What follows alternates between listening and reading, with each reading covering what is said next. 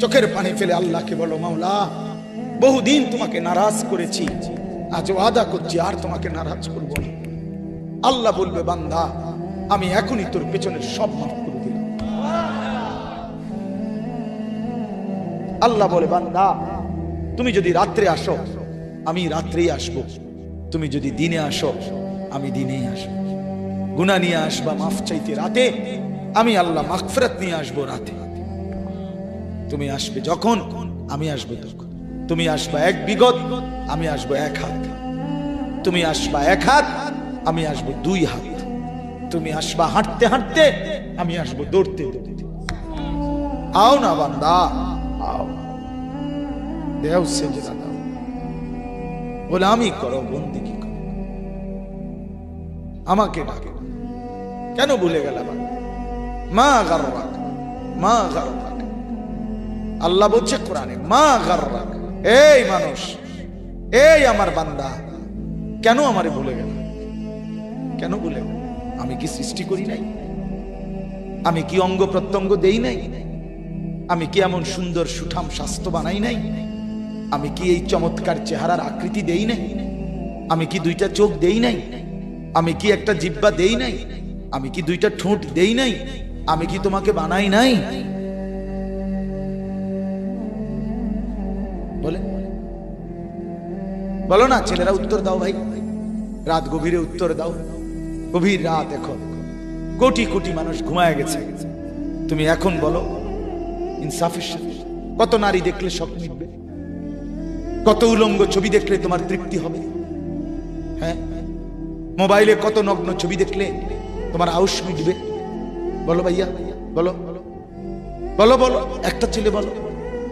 পৃথিবীর কত লক্ষ নারী দেখলে তোমার আর দেখতে মন চাইবে না? কত উলঙ্গ ছবি দেখলে তোমার আর মন চাইবে না? যে মদখোর, যে নেশাখোর, সে তো আটলান্টিক মহাসাগরের ভরা মদ খেলেও তার তৃপ্তি হবে। যে জুয়ারি, সে জুয়া খেলতে খেলতে তার যদি ভিটা মাটি বউ বাচ্চাও দিয়া দেয়, তারপরেও তার জুয়ার নেশা যাবে। যে নারীতে আসক্ত, তার তৃপ্তি হয়। গুনাহ তৃপ্তি দেয় না, নাফরমানি তৃপ্তি দেয়। দুনিয়া একদমই অল্প, একদমই অল্প, একদমই অল্প, একদমই অল্প। আজকে যারা বৃদ্ধ মানুষ, আপনারা ভাবেন আপনি সেই ছোট্ট ছিলেন, আপনি কিশোর হলেন, তরুণ হলেন, যুবক হলেন, আজ অক্ষম দুর্বল বৃদ্ধ হলেন। আর কয়েকদিন, যে কোনো দিন আপনি কবরস্থান। আজকের যুবক ভাই, তুমি ভাবো, তুমি তো প্রথম দিন যুবক ছিলে না, এক ছোট্ট কোলের বাচ্চা ছিলে। আজ তুমি ধীরে ধীরে তোমার সেই শিশুকাল চলে গেল, কিশোরকাল চলে গেল, তরুণ কালও চলে গেল।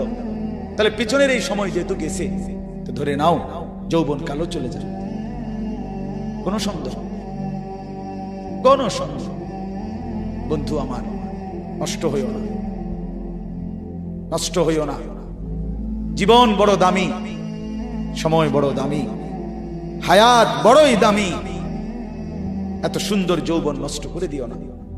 হাদিসের মধ্যে আছে, আল্লাহর নবী সাল্লাল্লাহু আলাইহি সাল্লাম বলছিলেন, লাকাদ হামামতু আন আমুরা ফিতিয়াতি, আমার মন চায় আমার যুবকদেরকে সঙ্গে নিয়ে আমি ঘরে যারা নামাজ পড়ে আমি তাদেরকে বের করে আনি, অথবা আমি তাদেরকে আগুন দিয়ে ঘর সহ জ্বালিয়ে দেই। নবীজির হাদিস এটা।